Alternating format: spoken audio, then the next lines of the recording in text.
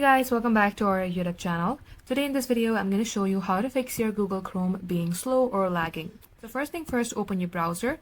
You will see a page like this. Here, click on three dot icon just beside your initial. Scroll all the way below, select settings. Once you do that, you will get landed onto a page like this. Here you will see privacy and security, and you have to delete your browsing data. This might reset your file system and your saved credentials, but you have to do it time and again. Click on clear data.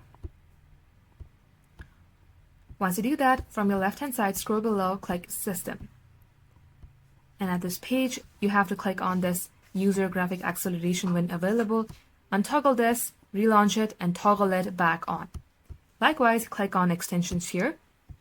Now in my case, I have these extensions. If you think you have more extensions which are more than what you needed, you may go ahead and remove it. Once you do so, again head over to your settings, click on default browser, and make sure Google Chrome is your default browser. Just like so guys, this is how you can do it. Thank you for watching.